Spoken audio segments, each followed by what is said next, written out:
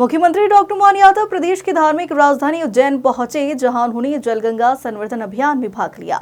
अभियान के तहत सीएम डॉक्टर मोहन यादव ने रामघाट पर साफ सफाई की, साथ ही मोक्षदायिनी शिप्रा की पूजा अर्चना की।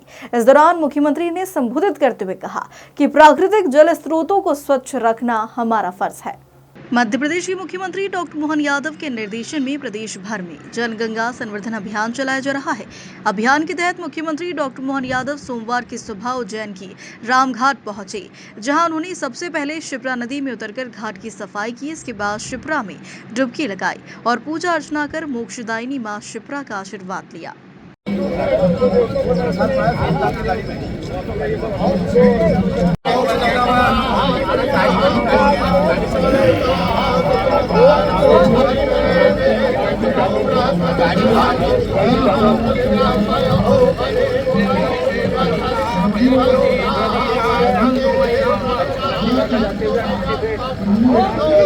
अरे गाड़ी में साड़ी पड़ी, साड़ी गाड़ी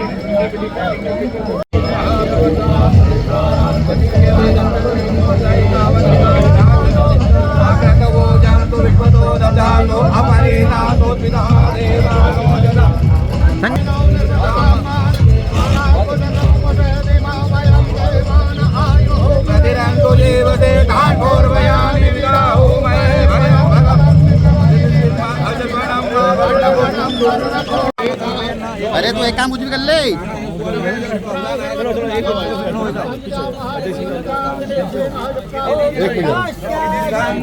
अरे यार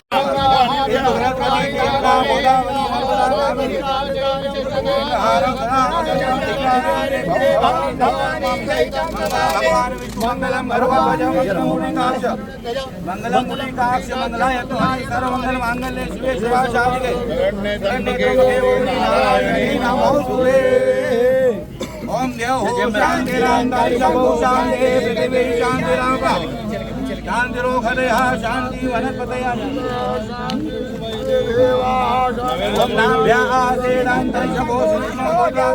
लोकाम कल्पयनो प्राणाय स्वाहा समानाय स्वाहा व्यानाय स्वाहा ब्रह्मणे नमः ब्रह्म उर्वस्वरम मध्यायतम समर्पयामि। मंत्र पुष्पांजलि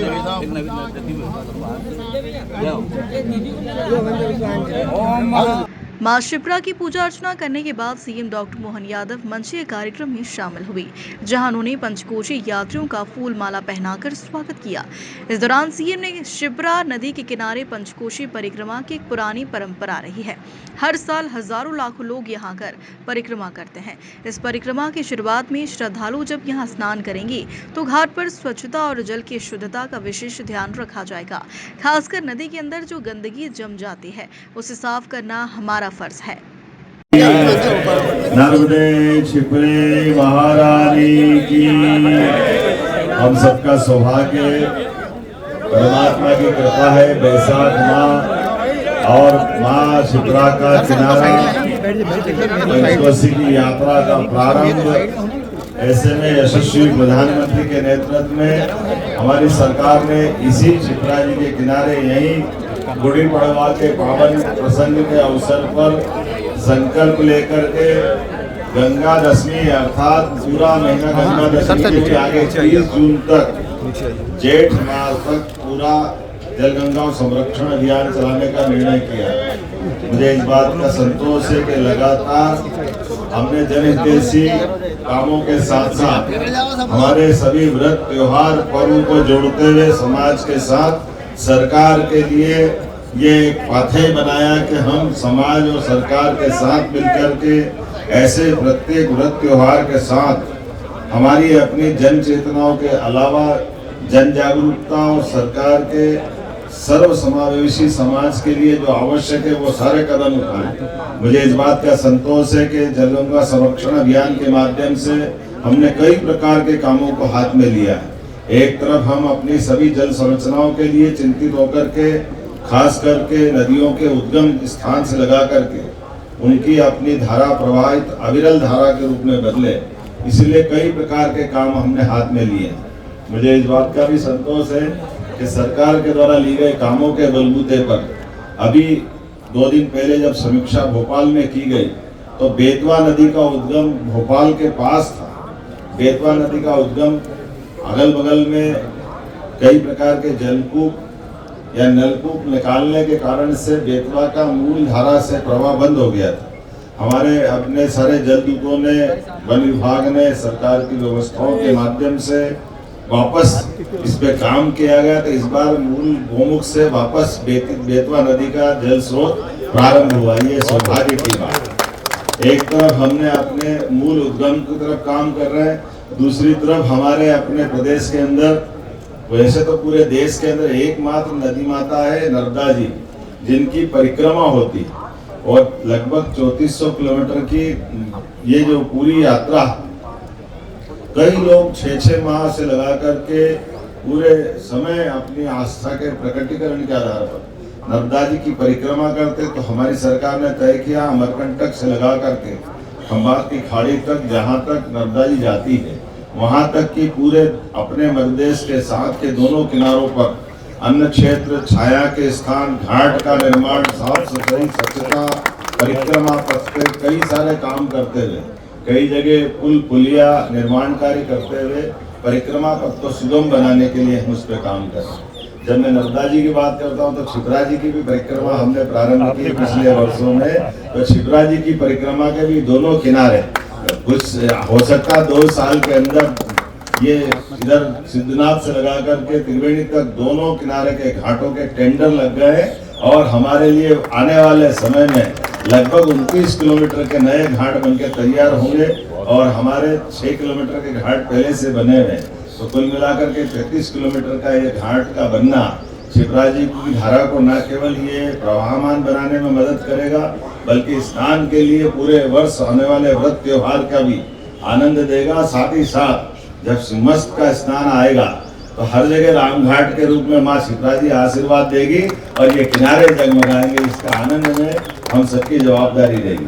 जब हम एक तरफ क्षिप्रा जी के किनारे के जल के प्रबंधन की बात कर रहे हैं तो खान से मिलने वाला गंदा पानी भी ये एक तरह से एक राज्य के अंदर नदी से नदी जोड़ो अभियान के रूप में भी एक बड़ा काम हो रहा है। लगभग 850 करोड़ की लागत से यशस्वी प्रधानमंत्री के आशीर्वाद से निनोरा के पास से एक नया प्रकार का ये प्रयोग हुआ है। जब हम नदी की धारा एक नदी से जोड़ करके दूसरे में एक से हटा करके दूसरी तरफ जोड़ रहे हैं। आमतौर पर कान नदी का, जिसको खान नदी भी बोलते हैं, इसका पानी क्षिप्रा जी में आता था। अब इस पानी का प्रवाह बदल करके सीधे गंभीर डैम के नीचे वाले डाउन स्ट्रीम में जहां पानी नहीं रहता है वहां बदल करके और पानी को शुद्ध करके लोगों को खेती में अपनी सिंचाई का साधन मिले, इसलिए उस पर भी काम करना प्रारंभ किया। और मुझे संतोष है कि लगभग 50% से ऊपर का काम पूरा समाप्त हुआ, जिसमें ऊपर किसान खेती करेंगे और नीचे से जल की धारा बहेगी। ये अद्भुत प्रयोग यहाँ हुआ।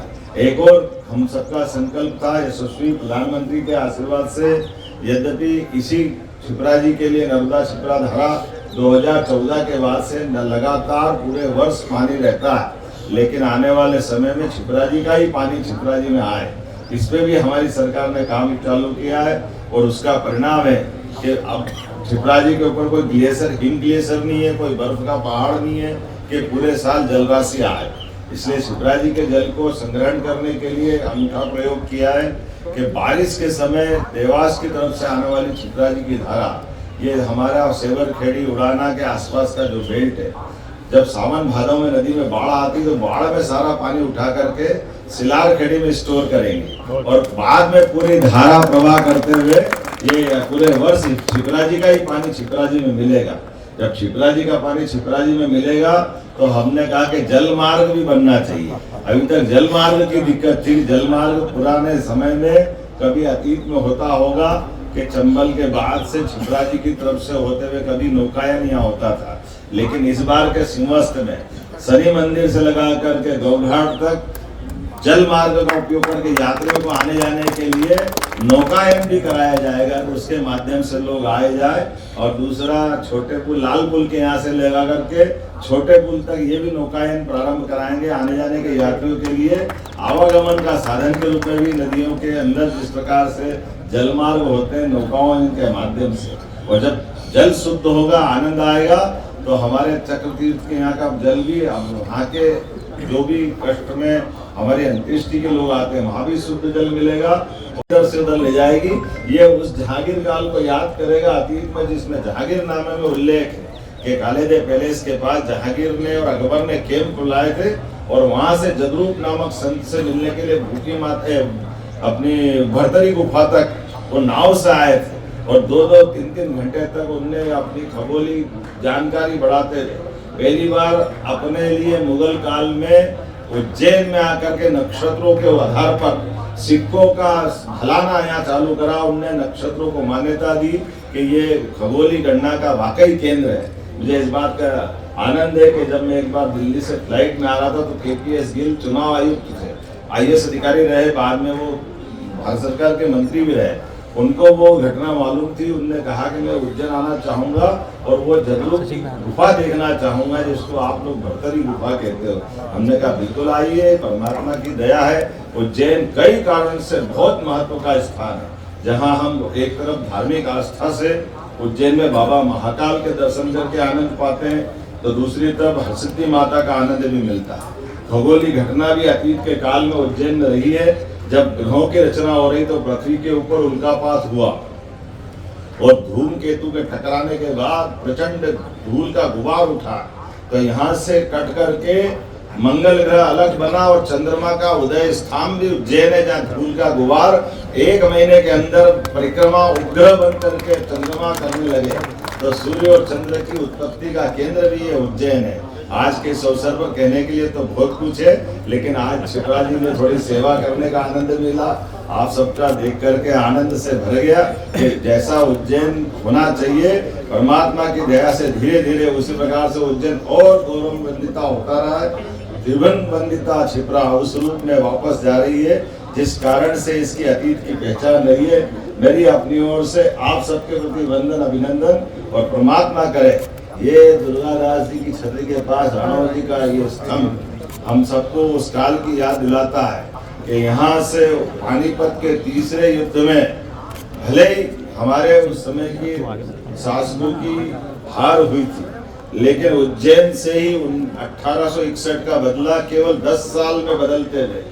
यहाँ महाजी सिंधिया के नेतृत्व में लाल किले की ईंट सेंट बजा करके दोबारा झंडा भारत की स्वतंत्रता का लहराया गया, और उस शासन काल में सिंधिया जी का योगदान, उस योगदान को अमर बनाने के लिए उज्जैन के बासिंदों ने अपने वीरता की, अपनी धीरता की, गंभीरता की और अपनी जय का अभियान जो प्रारंभ किया, उस अभियान के लिए उज्जैन सदैव से हजारों साल तक जो महत्व विक्रमादित्य काल में रखता रहा, जो अशोक के काल में रहा, जो भोज के काल में रहा, जो सिंधिया जी के काल में रहा, बाबा महाकाल का जिस प्रकार से सबको आशीर्वाद मिलता है, परमात्मा करे सबकी जीवन यात्रा में वो यश वृद्धि होती जाए। मेरी अपनी ओर से पुनः शुभकामना, बधाई, बहुत बहुत धन्यवाद।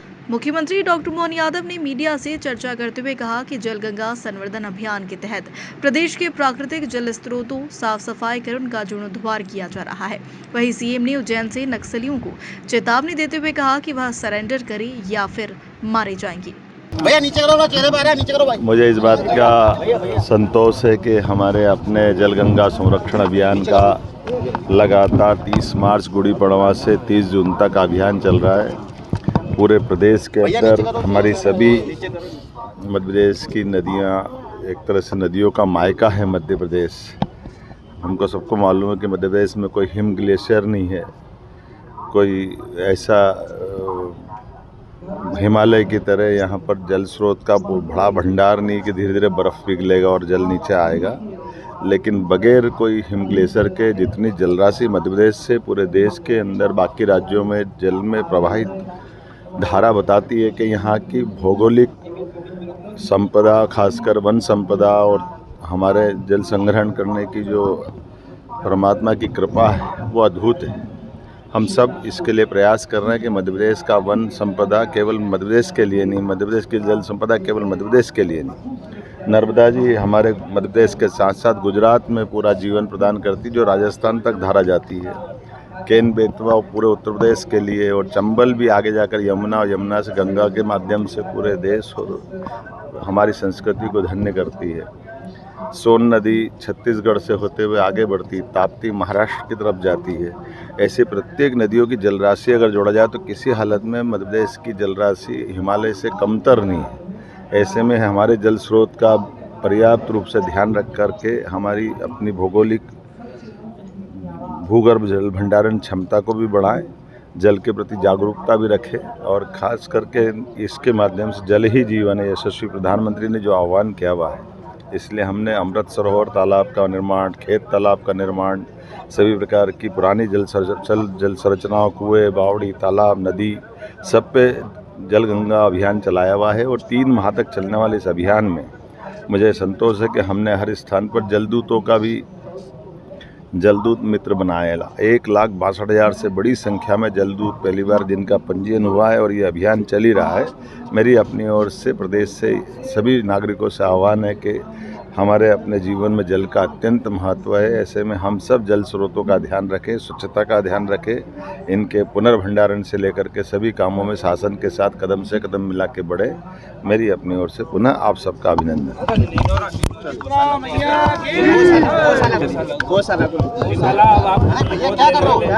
नहीं, हमने तो सभी प्रदेश के अंदर गौशाला आगे बढ़ाई है। मुझे इस बात का संतोष है, बहुत सारी चीज़ों में आगे बढ़ा रहे हैं। खास करके कामधेनु गोपालन योजना डॉक्टर अंबेडकर जी के नाम पर जो लोगों के जीवन की ज़िंदगी बेहतर करेगी।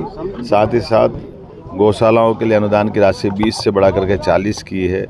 बड़ी गौशाला जो 5,000 से बड़ी खोलने वाले उनको भी वित्तीय मदद हम करने वाले। कई प्रकार से प्रदेश के अंदर गोधन बढ़े, इस पे हम काम कर रहे हैं। मुझे इस बात का संतोष है कि लगभग 9% की गौ दूध की हमारी जो क्षमता है उसको 20% तक बढ़ाने के लिए हमने सहकारिता समितियों के लिए माननीय गृह मंत्री और सहकारिता मंत्री श्रीमान अमित शाह जी के सामने जो कमिटमेंट किया, हम उस पर आगे बढ़ रहे हैं। उम्मीद करेंगे कि बहुत जल्दी ये दूध की राजधानी देश के अंदर मध्य प्रदेश बनेगा। सर, छत्तीसगढ़ की जैसे नक्सलवाद जो मध्य प्रदेश में कुछ इलाकों में है, उसको भी खत्म करने का चैलेंज। नक्सलवाद की हमारे भारत सरकार के कमिटमेंट कि 2026 तक नक्सलवाद समाप्त होगा। हम उस पर काम कर रहे हैं और यही परिणाम दे रहे हैं कि हमने बालाघाट मंडला में लगातार नक्सलवादियों के खिलाफ मूवमेंट चलाएं और 10 से ज़्यादा दुर्दांत आतंकवादी मारे भी गए, नक्सलवादी मारे गए हैं और आने वाले समय में या तो सरेंडर करें या मार दिए जाएंगे। इसके अलावा कोई बीच का रास्ता नहीं है।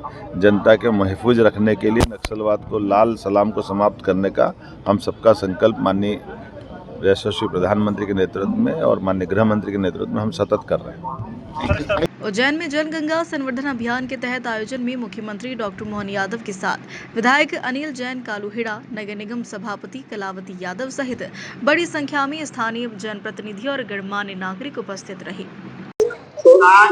उज्जैन से सचिन यादव की रिपोर्ट।